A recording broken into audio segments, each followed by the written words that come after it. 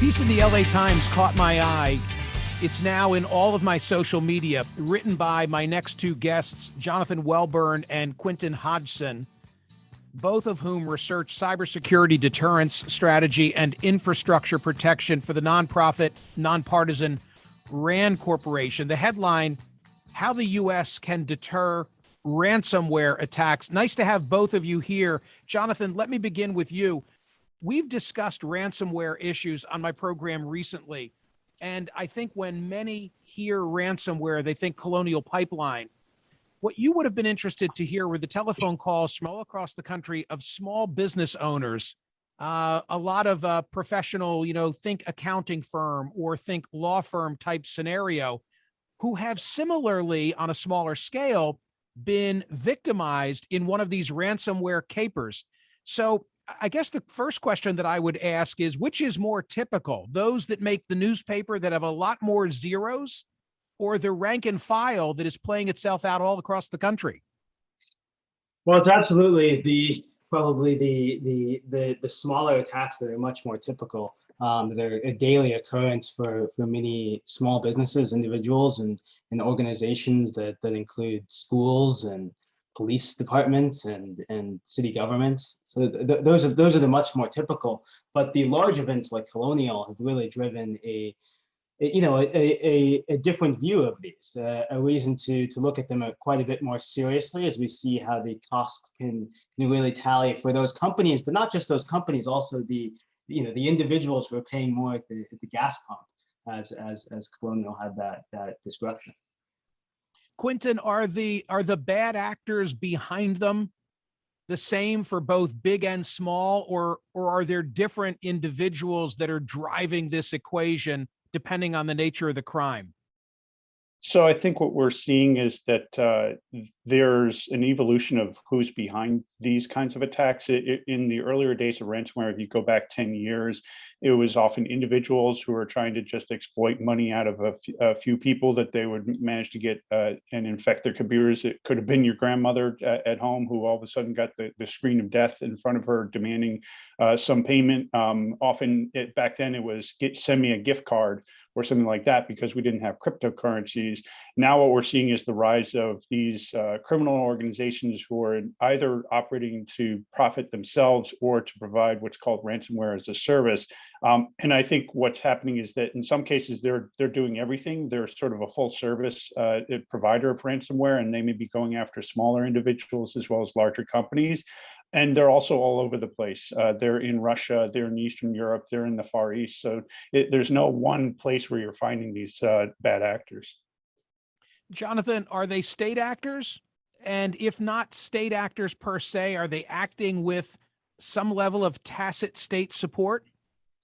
So I think this is a really important question, Michael, and I think is one of the true difficulties of these type of cyber crimes, where it can be hard to tell whether or not it's a criminal organization acting completely independent of a state, or whether or not it's a criminal organization which is operating within a country which is just choosing to look the other way, or whether that country is offering some form of implicit or explicit support for the company, for the criminal organization.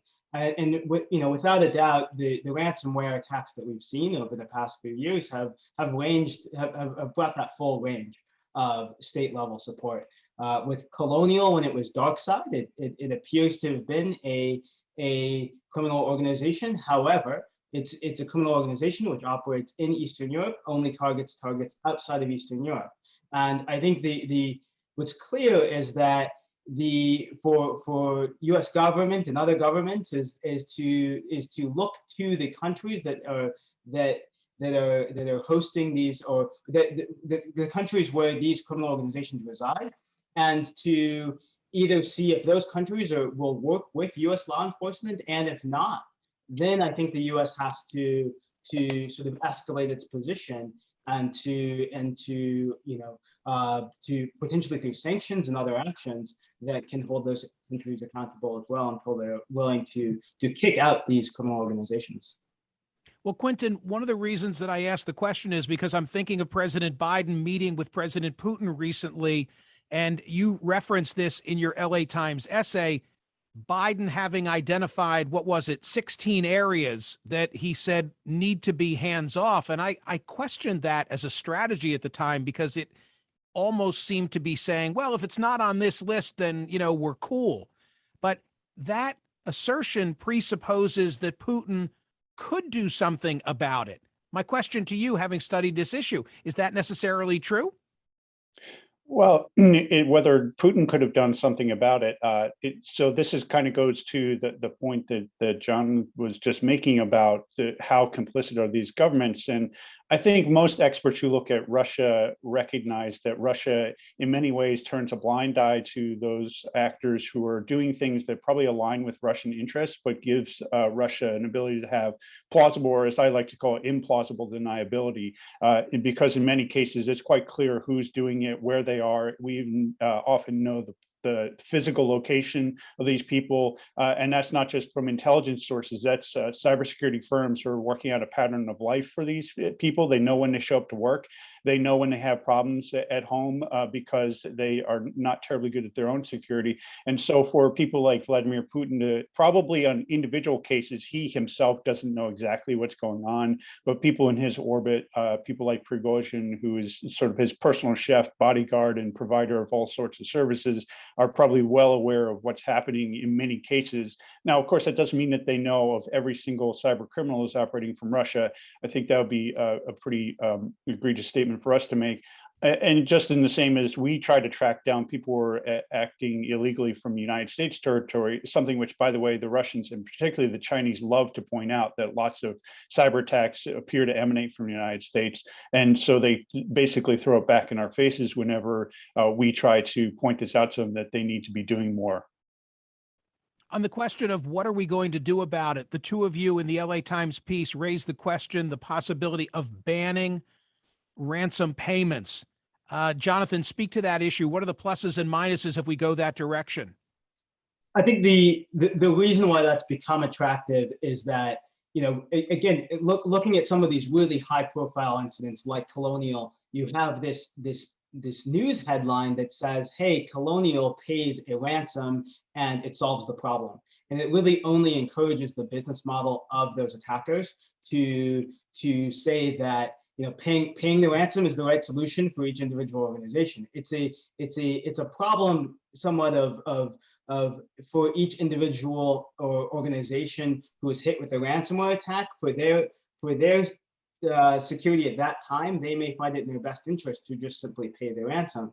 But for really a collective problem, each time we're paying the ransom, we're just encouraging the next time. We're just encouraging the hackers to keep doing this.